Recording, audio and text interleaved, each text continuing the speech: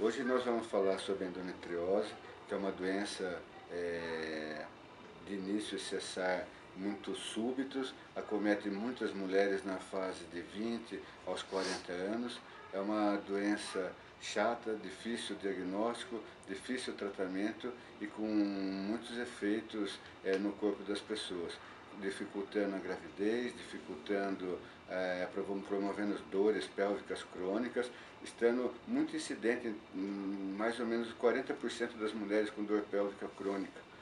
É uma doença que aparece como um tecido endometriótico semelhante ao útero e que se implanta em outros locais fora do útero. O endométrio é a camada de dentro do útero e quando o tecido endometrial se implanta em outros locais, como no ovário, nas trompas, no peritônio, ela passa a se desenvolver como endometriose, o tecido de dentro do útero que se implanta em outros locais. Essas alterações promovem, como se estivessem dentro do útero, alterações inflamatórias, aderências pélvicas, sinéquias uterinas, aderências retroperitoneais e que promovem dores pélvicas crônicas e de difícil tratamento. Então, como definição, a gente deixa como um tecido endometrial, semelhante como se estivesse dentro do útero, se implantando em outros locais, principalmente em ovário, trompas e anexos, e há também intestino, pelve e peritônio. Nota-se que a patologia ela incide em torno de 40% das mulheres na vida da menacme, que vai dos 20 aos 40 anos.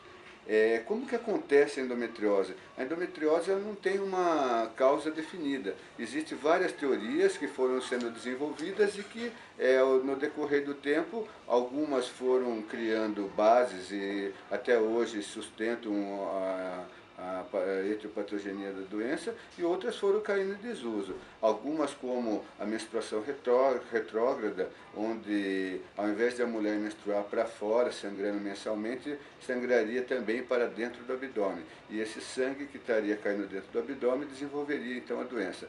Não é verdade isso. Em alguns casos pode até serem desenvolvidos dessa maneira. E algumas vezes elas aparecem também por causa de cirurgias. Quando se faz uma cirurgia no útero, promove a saída de sangue de dentro do útero que se implanta, pode se implantar em outros lugares, como endometrioma de parede abdominal, endometrioma de cicatriz cirúrgica.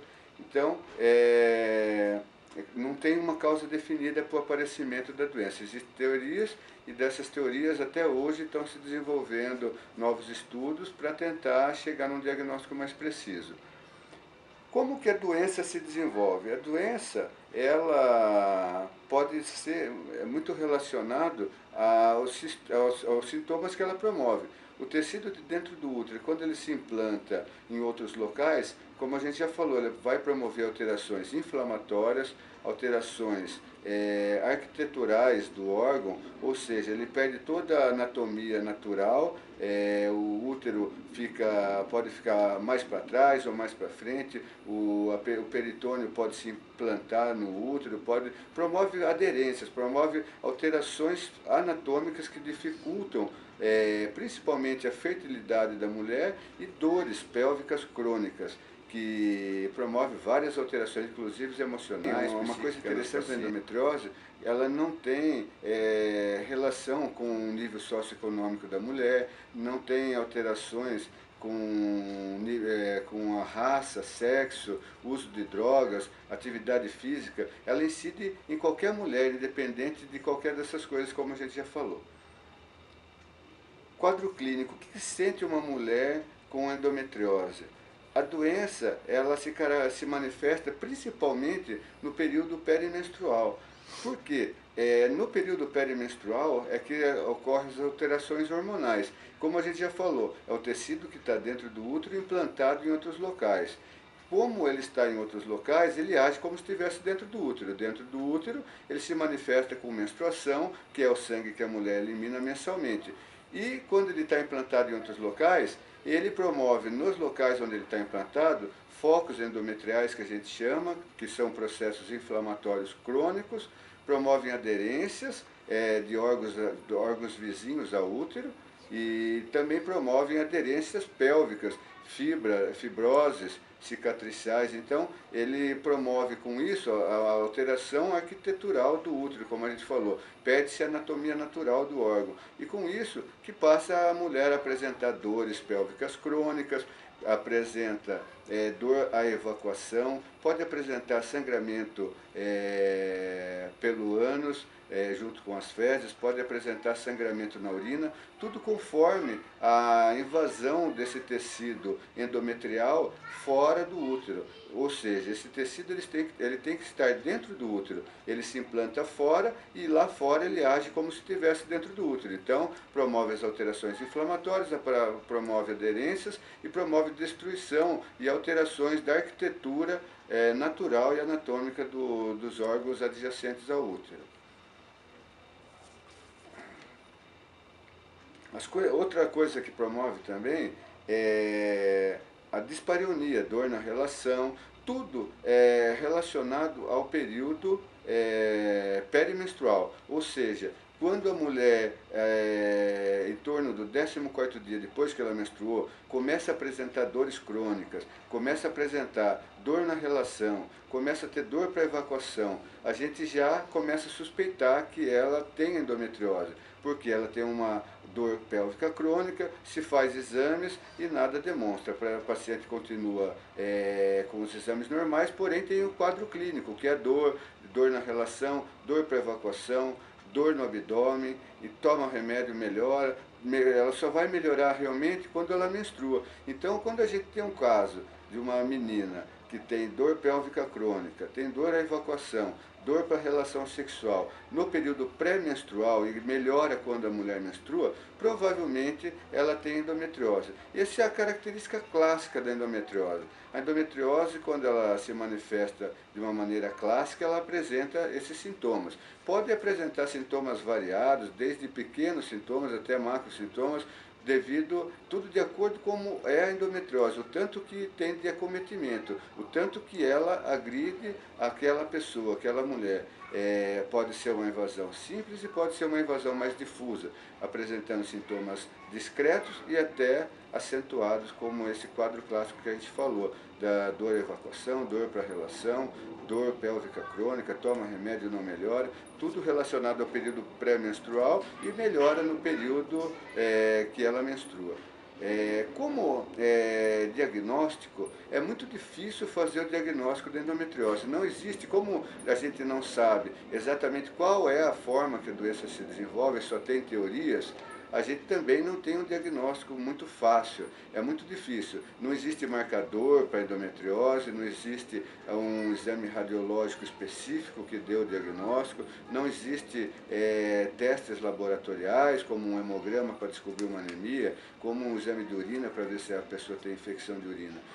São exames subjetivos e o quadro clínico, o diagnóstico acaba sendo mais clínico, ou seja, baseado nessas queixas que a gente falou agora há pouco, e também pelo exame minucioso do toque vaginal, para ver se tem comprometimento de outros órgãos, alteração de dor no toque, quando faz o toque vaginal, alteração da palpação abdominal, tudo relacionado ao período pré-menstrual, que é quando a gente mais observa o aparecimento da doença.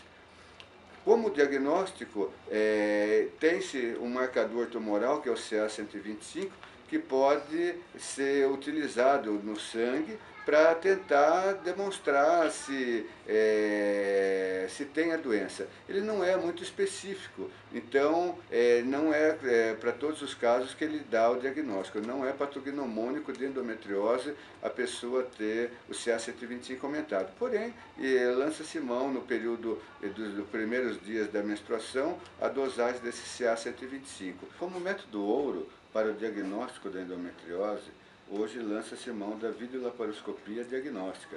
O que seria a videolaparoscopia diagnóstica? Eleva-se a televisão para dentro do abdômen do ser humano. Por um furo, por um pertúito, você entra com a câmera da televisão e com o pertúito você entra injetando gás para a distensão da cavidade abdominal. Com isso, pode-se observar em loco a disposição dos órgãos adjacentes ao útero, a arquitetura anatômica dos órgãos internos e pélvicos da mulher, características dos focos da endometriose, se são focos jovens, se são focos maduros, são focos fibróticos. Com isso, nota-se e dá para também fazer a biópsia de algumas das lesões para diagnóstico mais preciso da doença, hoje classificado em estádios, estádio 1, estádio 2, estádio 3, estádio 4, ou seja, doença simples até a doença mais avançada.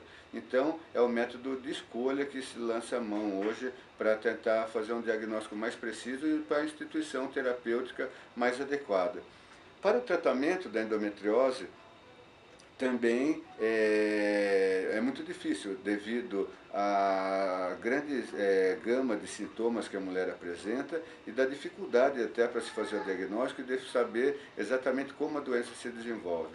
Porém, divide-se o tratamento assim basicamente em dois tipos: a mulher que quer engravidar e a mulher que não quer engravidar. Para a mulher que não quer engravidar, fica mais fácil porque você vai tratar os sintomas de alívio da dor, basicamente, vai tratar com suporte emocional, psicológico, terapêutico, fisioterápico e também fazer com que ela fique sem a menstruação, porque a gente sabe que a doença ela se desenvolve no período perimenstrual devido às alterações hormonais que se sucedem nesse período. Então, a gente faz o quê? Deixa a mulher sem menstruação, inibe o eixo hipotálamo, hipófise e ovário, ou seja, impede que a mulher ovule. Ela não ovulando, não apresenta o período ovulatório, não apresenta as alterações hormonais e com isso a doença tende-se a ficar mais estagnada, tende-se a recrudescer às vezes. Então, já para a mulher que quer engravidar, a gente tem que pensar numa videolaparoscopia cirúrgica, onde você entra com a televisão dentro do abdômen, como a gente já falou, e vai promover o tratamento das lesões que essa doença causa, como queimar os focos da endometriose, desfazer as aderências, verificar a permeabilidade da trompa e procurar desfazer as aderências, deixando o mais normal possível, como é no ser humano normal, sem a doença. E com isso, lógico, trabalhar com o alívio da dor, tratamento fisioterápico, apoio emocional, uma vez que a doença é incapacitante e com grande dificuldade para quem sobrevive com ela. É uma doença, como a gente fala, é uma irmã mais velha que a gente tem que respeitar, tomar cuidado, aprender a conviver de maneira bem amistosa para que tenha um bom desenvolvimento durante toda a sua vida, uma vez que é muito difícil da cura total da doença, principalmente nos casos mais avançados. Com isso, a gente conseguiu dar um apanhado geral, uma ideia mais ou menos do que é a doença, como ela se desenvolve, o quadro clínico, a fisioterapia, a fisiopatologia e o tratamento da doença. Espero ter contribuído bastante com o aprendizado de vocês e estou à disposição sempre que possível e quando houver necessidade. Obrigado, até mais.